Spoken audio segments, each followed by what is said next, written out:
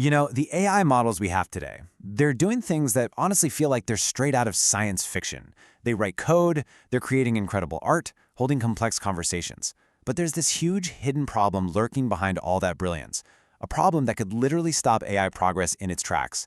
And it all comes down to one single dirty secret. And here it is, laid out plain as day in a recent neuroscience journal. The very thing that makes AI so successful is built on a foundation that just can't last. The dirty secret, the thing nobody really likes to talk about, is that these models consume an absolutely insane amount of energy and resources to train and to run. We're in a boom for sure, but it feels like it's built on borrowed time. So where does this problem come from? Well, it's right at the heart of the architecture that made this whole AI revolution possible in the first place, the transformer.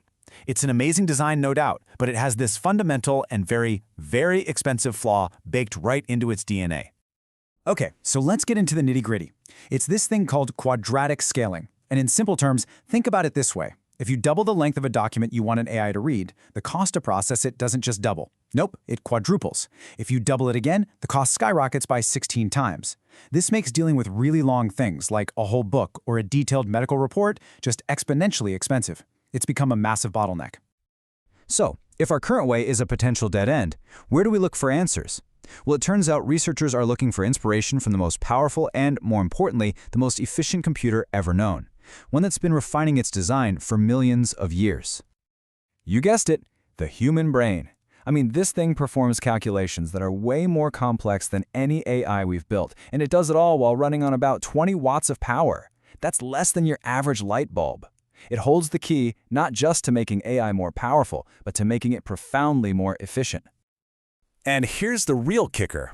The brain's secret weapon isn't raw speed. It's not about doing calculations faster. It's about a much smarter, much more radical idea, doing vastly less computation to begin with. This analogy on the slide is just perfect for explaining it. Think of traditional AI like this massive, chaotic conference call. Every single person on the line is forced to shout something every single second, even if they've got nothing new to say. It's just noise, right? Incredibly wasteful. But the brain and these new spiking neural networks that are inspired by it, they're like a quiet, focused room. People only speak up when they have something important to communicate. That silence, that's efficiency. So, how efficient are we talking about? Get this. A neuron in your own brain fires, on average, just 0.2 to 5 times per second. That's it. This extreme sparsity, this quietness, is the very foundation of its incredible low-power performance. Okay, so you're probably thinking we need all this new, fancy, brain-like hardware to do this, right? Well, here's the twist. Well, that's the long-term dream. A lot of the most exciting breakthroughs happening today, they're not running on new chips. They're actually a clever illusion, a kind of ghost, running on the same hardware we already use. It's this really clever technique called pseudo-spiking. Basically, instead of trying to perfectly mimic every single biological neuron, which would be super slow on today's chips, they kind of fake it. They approximate that sparse, event-driven behavior at a higher level, which lets them get all the benefits of spiking computation on the GPUs we already have. And look, people are rightly a bit skeptical. I saw this great comment on Hacker News that kind of nails the cynical view, saying this can just look like sparse matrix multiplication repackaged as event-driven spiking computation. And you know what? It's a fair point, but it also kind of misses the bigger picture. Because here's why that ghost is so important. It's a brilliant bridge to the future. It lets the software and the algorithms race ahead right now on the hardware we've got, proving that this whole brain-inspired idea actually works without us having to wait a decade for some specialized new chip to show up. All right, enough theory. Let's look at a concrete example of this in action. There's this new model called Spiking Brain, and it really shows off what's possible when you take this approach seriously. So how do you actually represent information with just spikes? Well, the most basic way is called binary coding. You can see it here. It's just a bunch of on signals. To get any meaning across, you need this dense flurry of activity over a lot of time.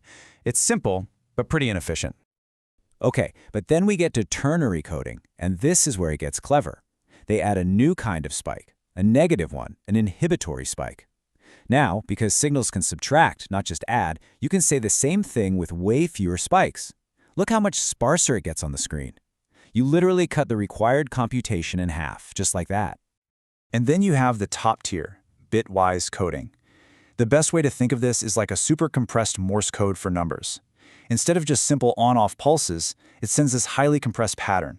It's an incredibly efficient way to pack the most information into the absolute fewest spikes possible. This is maximum sparsity in action. So, does all this fancy coding actually work? Oh yeah, the numbers are in. Spiking Brain hits over 69% sparsity. Let that sink in for a second. That means for every 100 possible calculations, almost 70 of them just don't happen. They're skipped. That's a massive, massive reduction in work. And the payoff, it's just staggering.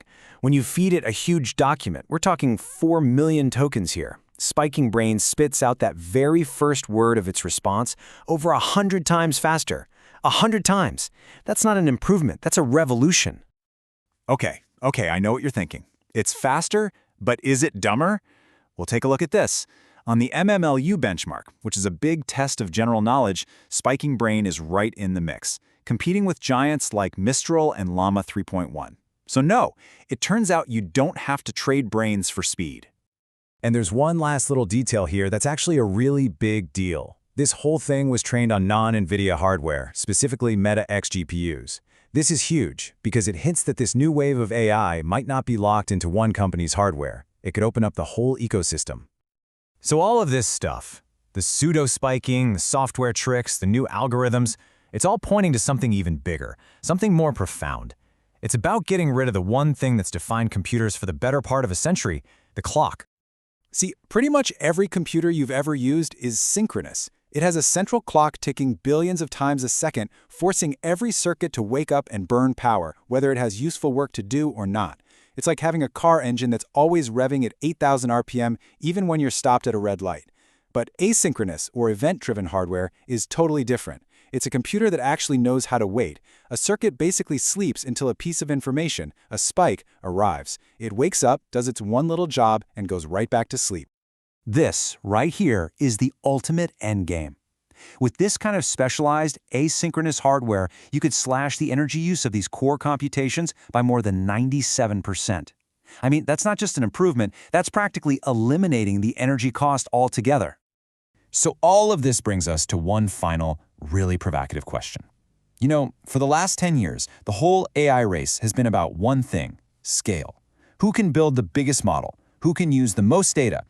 But what if we've been running the wrong race all along? What if the future of AI isn't defined by how big and powerful we can make it, but by how elegantly, how efficiently, and how little it can get away with computing?